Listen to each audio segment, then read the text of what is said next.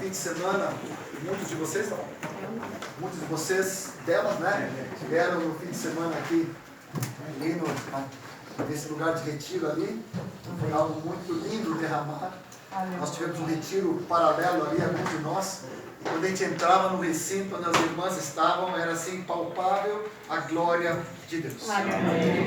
Foi algo maravilhoso. Então, a nossa alegria assim de estarmos juntos nesse mover de unidade, mover de graça.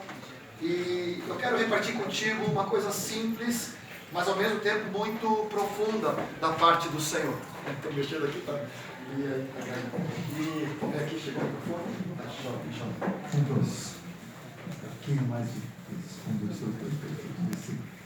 de ganho. Aí veio. Amém. Um pouquinho mais a coisa. Minha coisa. Só para não. Já estou com a voz um pouco rouca. Aleluia. Aprendi com um amado irmão chamado Victor Rodrigues. Ele é de Rosário, Argentina. E companheiro de ministério. Privilégio de andar com ele. E ele uma vez ministrou lá em Porto Alegre sobre 3 expressões do sermos cheios do Espírito, colocando isso num contexto mais histórico, colocando isso num contexto ao longo da história. Primeiro, o batismo no Espírito Santo e o sermos cheios do Espírito como uma promessa. Todo o Velho Testamento, inclusive na vinda de Cristo, aqui na terra, em momento após momento, e depois isso culminava nos últimos dias antes da sua morte. Pode passar de volta. Pode passar. Coisa mais linda. Se eu tivesse um caderninho desse, mas Jesus continuamente falava a respeito do Espírito Santo, o amado Paráclito. E ele disse: é necessário que eu vá, para que ele possa. E eu creio que os discípulos naquele momento não entendiam nada, porque imagina abrir mão do amado Senhor Jesus. Não tinham ideia. Mas ali nós temos então, chegando no final da vida e obra de Cristo Jesus, sua morte, sua ressurreição, faz parte da catequese, faz parte da vida e obra de Jesus. Ele, depois de 40 dias, ele foi assunto ao céu. Ele subiu ao céu. E ao chegar na glória, ele recebeu das mãos do Pai a promessa do Espírito Santo, e ele derramou isso sobre toda a carne. E esse dia, que coincidia com uma das festas judaicas chamado Pentecostes. Então nós temos a promessa, nós temos o cumprimento do derramamento e do batismo no Espírito Santo. Só que o que era a promessa do velho, o que se cumpriu depois da morte, ressurreição e da exaltação de Cristo Jesus. Agora nós estamos vivendo nesse tempo de graça e do derramamento contínuo do Espírito Santo. O ser cheio do Espírito Santo não é mais uma promessa, não é mais um cumprimento e um acontecimento do passado, é um mandamento. Se é um mandamento do Senhor e eu sou desobediente, eu acabo entrando em pecado. Porque desobedecer algo que é do Senhor para nossas vidas é pecado. Então, me acompanha o raciocínio. Por não ser cheio do Espírito Santo todos os dias, se torna um pecado que vai entristecer e até apagar a manifestação do Espírito Santo e entristecer a pessoa do Espírito Santo. Então vem comigo, quero que tu me acompanhe, eu não vou fazer exaustão, porque depois nós vamos ter esse outro momento para a alegria, né, de processo de unidade da igreja aqui. Mas em nome de Jesus, queremos nos abrir para a tua palavra, Senhor. Queremos nos render a esse precioso privilégio. É um mandamento, mas é um privilégio, Senhor. De todos os dias nós nos dispomos e disponibilizamos para sermos cheios do teu Espírito Santo. Vem com tua abundante graça sobre nós. Em teu nome, Senhor. Vem comigo para Atos 1, só para te dar uma base bíblica. Atos 1, a partir do versículo 13, Jesus já ressurreto dentre os mortos, depois de ter padecido e morto pelos nossos pecados, ele agora vivo e ressurreto, passa 40 dias com os discípulos, falando das coisas concernentes ao reino de Deus. E ali, nos últimos instantes, antes dele partir para a glória e ser assunto ao céu, ele depois de ter padecido, versículo 3, e apresentou-se vivo, com muitas provas, eu amo isso aqui, incontestáveis, sem discussão, sem dúvida, aparecendo-lhes durante 40 dias e falando das coisas concernentes ao reino de Deus, e comendo com eles. E aqui vem uma palavra muito forte que eu gosto de salientar: determinou-lhes. Algumas versões de vocês vai dizer, deu uma ordem explícita. Não sei se alguém tem essa versão. Na minha versão atualizada fala determinou-lhes. Mas é a mesma coisa que uma ordem explícita, que não se ausentasse de Jerusalém, mas que esperassem a promessa do Pai. Aqui tu tem o primeiro ponto: esperassem a promessa. Aquilo que lhe era prometido por séculos e séculos, a promessa do Pai que finalmente ia se cumprir, a qual disse ele, de mim ouvistes. Porque João, na verdade, batizou em água, mas vós sereis batizados, estou lendo Atos 1, versículo 5, mas vós sereis batizados, a melhor tradução não é com o Espírito Santo, mas a melhor tradução é no Espírito Santo, que no grego significa para dentro da pessoa do Espírito Santo. Oh Senhor, não muito tempo depois daqueles dias, e Jesus estava profetizando, e essa promessa depois se cumpre 10 dias depois. Os que estavam reunidos começaram a perguntar: Senhor, será esse tempo que tu vai restaurar Israel? Mas Jesus falou: não lhes cumpre conhecer tempos e épocas, que é do direito exclusivo do Pai, mas, versículo 8, que nós conhecemos tão bem: recebereis poder ao descer sobre vós o Espírito Santo, e serei minhas testemunhas, tanto em Jerusalém, como em toda a Judéia e Samaria, e até os confins da terra. A promessa do amado, querido Paráclito, o nosso Consolador, o amado, precioso Espírito Santo. Jesus agora estava apontando que logo mais estava assim, na beirada disso acontecer. O cumprimento disso, depois eu volto de novo um pouco mais, Atos 2, estavam todos reunidos, acho que era algo meio parecido, Marcos alegou aqui, era no cenáculo, no segundo piso de uma casa. Eram 120, não sei hoje quantos nós somos aqui, né? Mas naquele dia do Pentecostes eram 120 homens e mulheres perseverando em oração, esperando a promessa. De repente, veio do céu, onde um som de um vento impetuoso encheu toda a casa, onde estavam reunidos, e apareceu-lhes, distribuídas entre eles, línguas como de fogo. Estou vendo Atos 2, versículo 13 agora. Como de fogo, pousou-se sobre cada um deles. Todos ficaram cheios do Espírito Santo. Amém? Pode repetir comigo essa palavrinha? Todos? Todos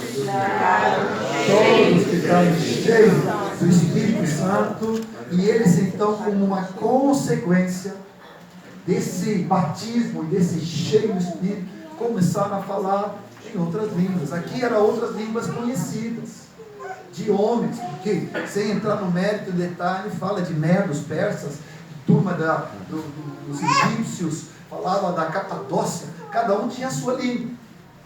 E era como se tu, cheio do batismo do Espírito Santo, começasse a falar em sueco. Que eu acho que tu não deve. Eu sei porque eu nasci na Suécia, né? Então, né, com essa cara aqui de moreno que eu tenho, né? Mas assim, nasci na Suécia, então, claro, eu sei sueco fluente. imagina o meu susto se tu em Volta Redonda, né, com essa cara de escandinavo,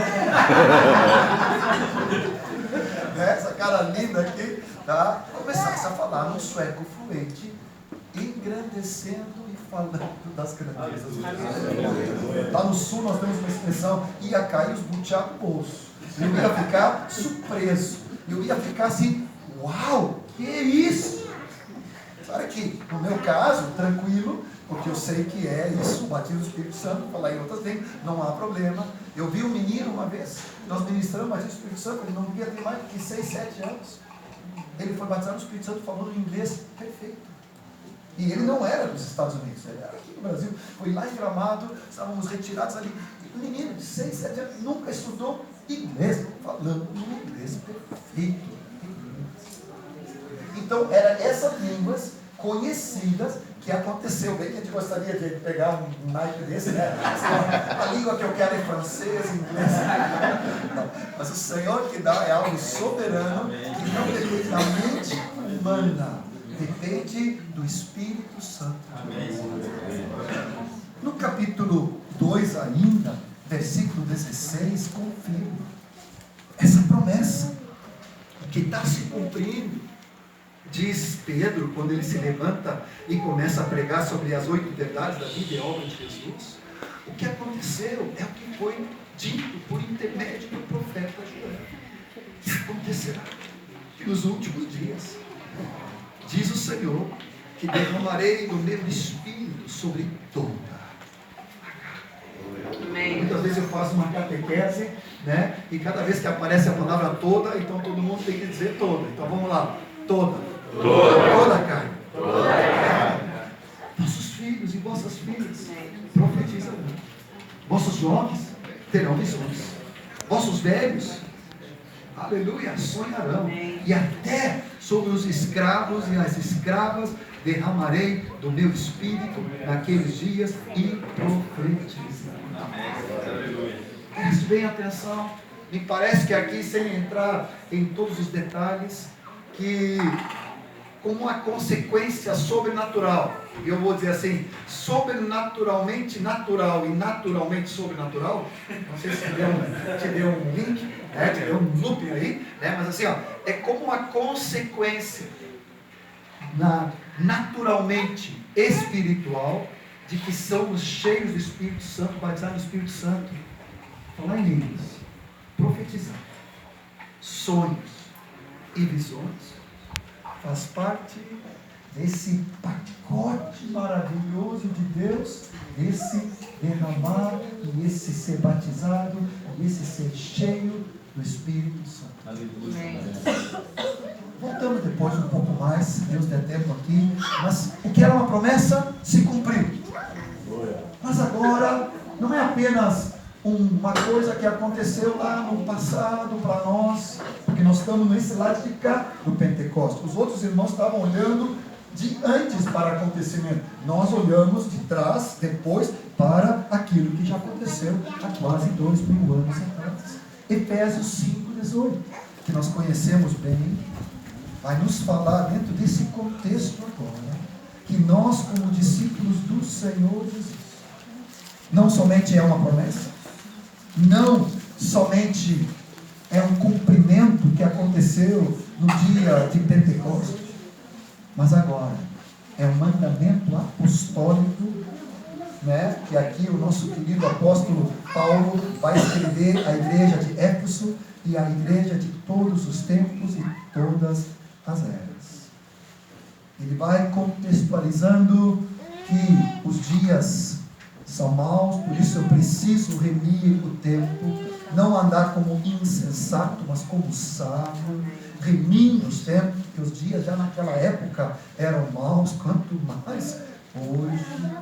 Por esta razão não vos torneis insensatos, mas procurar compreender qual é a vontade de Deus. Qual é a vontade de Deus? Que não os embriagueis do vinho no qual há dissolução. Aqui pode passar, aqui tem lugar. Tem algumas cadeiras ali, pode vir, Ricardo, pode vir, irmãos. Tem algumas cadeiras ali, alguns dos jovens aí da gurizada mais nova aí da Burana, isso, gurizada aí. Aqui tem 5. Tem mais cadeiras ali. Tem 5 aqui, ó, tem 5 cadeiras. Ninguém precisa ficar em pé. Entoando e louvando de coração ao Senhor com hinos e cânticos, dando sempre graças por Deus ao nosso Deus e Pai, em nome do nosso Senhor Jesus Cristo, sujeitando-nos uns aos outros no temor de Cristo. E eu sempre gosto de acrescentar, me lembrando do Moisés, nosso querido paizão, com 92 anos lá em Porto Alegre: esposas, sede submissas aos vossos próprios maridos, como ao Senhor. Maridos, amai a vossa esposa, como Cristo amou a igreja e deu a sua vida a ela. Filhos, sendo obedientes aos pais. Pais, não irritando os filhos, mas criando os filhos na disciplina, na admoestação do Senhor. Tudo faz parte do pacote de todos os dias. Amém. Sermos cheios do Espírito Santo. Aleluia. Posso até dizer aqui, sem qualquer coisa, como amar minha esposa como Cristo amou a igreja, dando a vida, entregando e santificando, alimentando com a purificando, a lavagem da palavra, só se eu sou um homem cheio do Espírito Santo. Como ser uma mulher submissa? Nesses dias de hoje, feminismo, de humanismo, de antropocentrismo, tudo centrado no homem, contra o evangelho do reino, como ser uma mulher submissa num pós-modernismo que nós estamos vivendo, cheio do Espírito Santo. Como pais podemos amar nossos filhos e criá-los em santidade, não levando a uma obediência de princípios, mas levando eles a uma experiência divina. Só se nós pais somos cheios do Espírito. Como filhos, sermos obedientes aos pais, mesmo às vezes que os nossos pais não sejam assim. Sermos cheios do Espírito Santo. A igreja diz amém? Amém. Vou só pensar um ou dois textos de cada uma dessas três blocos que nós estamos falando: promessa, cumprimento e mandamento. Colocamos os textos básicos para localizar e depois para você voltar. Mas eu queria só, eu sempre tenho que me cuidar, porque quando eu ministro o Velho Testamento, eu creio que muitos de nós não entendemos. Não entendemos o privilégio do momento que nós estamos vivendo. Vou só citar. Naquela época do Velho Testamento, o Espírito Santo era restrito a pouquíssimas pessoas. A reis, profetas, sacerdotes, juízes. Alguns homens, algumas mulheres, numa geração inteira.